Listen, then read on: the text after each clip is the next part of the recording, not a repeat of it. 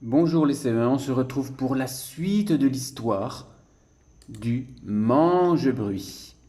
Alors bien sûr, rappelez-vous, nous avons vu la dernière fois la suite de l'histoire et nous continuons avec donc cette histoire, le mange-bruit, avec certains personnages que vous avez rencontrés, le mange-bruit en particulier, et un petit garçon qui s'appelle Petit Jérôme. Alors, tu as découvert le texte et tu peux lire le texte avec la vidéo d'Anne-Sophie. Moi, je vais ici t'expliquer les consignes et les exercices que tu vas faire. Alors, pour le premier exercice, tu as 3 personnages que tu vois ici. 3 personnages. Et sous chaque personnage, tu vas écrire le prénom de l'enfant. Bien sûr, dans le texte, on te décrit ces enfants et ce qu'ils font. Écris le prénom de chaque enfant. Il faut donc écouter la lecture, il faut donc lire le texte pour savoir comment s'appelle chaque enfant. Et bien sûr, quand tu as le nom de l'enfant, tu l'écris sur la ligne en respectant la taille des lettres et les lignes.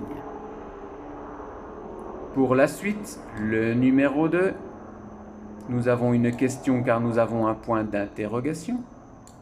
Pourquoi Adeline a-t-elle été avalée?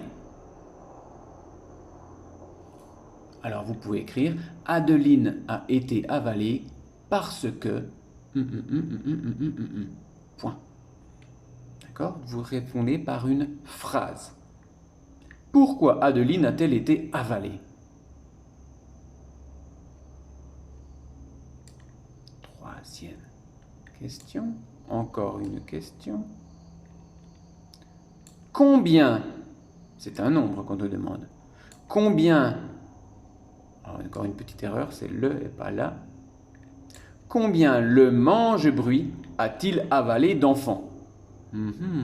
Regarde bien dans l'histoire pour savoir combien le mange-bruit a-t-il avalé d'enfants.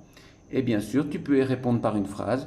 Le mange-bruit a avalé enfant. Point.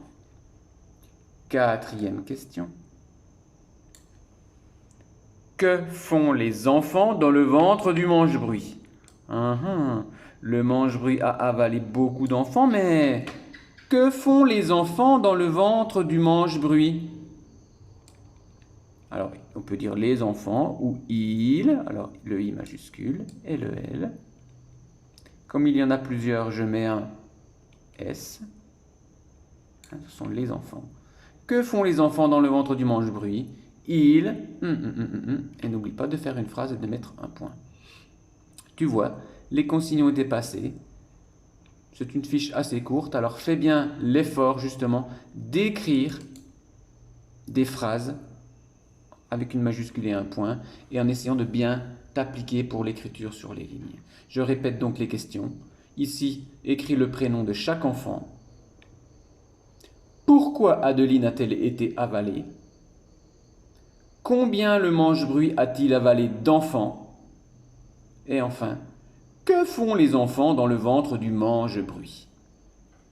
À ton tour de réaliser le travail, de remplir cette fiche, et on se retrouve bientôt pour la suite de l'histoire, le mange-bruit.